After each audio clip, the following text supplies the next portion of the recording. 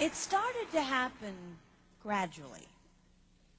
I would walk into a room and say something, and no one would notice. I would say, "Turn the TV down, please," and nothing would happen. So I would get louder. "Turn the TV down, please." Finally, I would have to go over and turn the TV down myself. And then I started to notice it elsewhere. My husband and I had been at a party for about 3 hours, and I was ready to go. I looked over, and he was talking to a friend from work, and I walked over, and he kept right on talking. He didn't even turn toward me. That's when I started to put it together. He can't see me. I'm invisible. I'm invisible. Then I started to notice it more and more. I would walk my son to school, and his teacher would say, "Jake, who's that with you?" And my son would say, "Nobody." Granted, he's just 5, but nobody? One night, a group of us gathered, and we were celebrating the return of a friend from England. Janice had just taken this fabulous trip, and she was going on and on about the hotel she stayed in. And I was sitting there looking around at the other women at the table.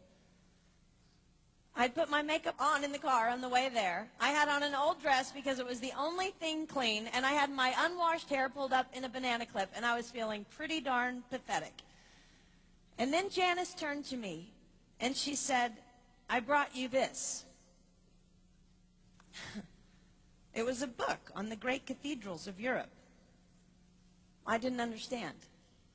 And then I read her inscription. She wrote, "With admiration for the greatness of what you are building when no one sees." You can't name the names of the people who built the great cathedrals.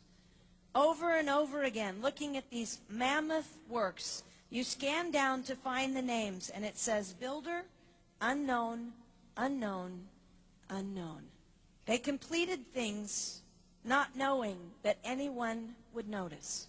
There's a story about one of the builders who was carving a tiny bird inside a beam that would be covered over by a roof. And someone came up to him and said, "Why are you spending so much time on something no one will ever see?" And it's reported that the builder replied, "Because God sees." They trusted that God saw everything.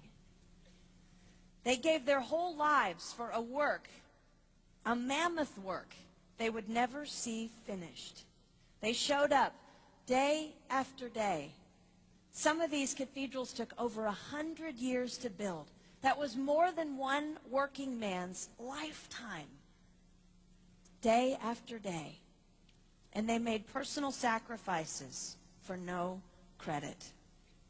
Showing up at a job they would never see finished, for a building their name would never be on. One writer even goes so far as to say no great cathedrals will ever be built again because so few people are willing to sacrifice to that degree. I closed the book, and it was as if I heard God say, "I see you. You are not invisible to me. No sacrifice is too small for me to notice. I see every cupcake baked, every sequin sewn on, and I smile over every one. I see every tear of disappointment when things don't go the way you want them to go. But remember, you are building a great cathedral. It will not be finished in your lifetime, and sadly, you will never get to live there. But if you build it well, I will." At times, my invisibility has felt like an affliction to me. But it is not a disease that is erasing my life. It is the cure for the disease of self-centeredness. It is the antidote to my own pride. It's okay that they don't see.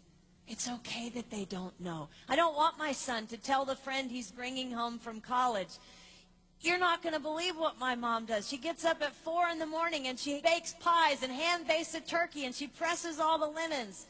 Even if I do all those things, I don't want him to say that. I want him to want to come home. And secondly, I want him to say to his friend, you're going to love it there. It's okay that they don't see. We don't work for them. We work for him. We sacrifice for him. They will never see. Not if we do it right. Not if we do it well. Let's pray that our work will stand as a monument to an even greater God.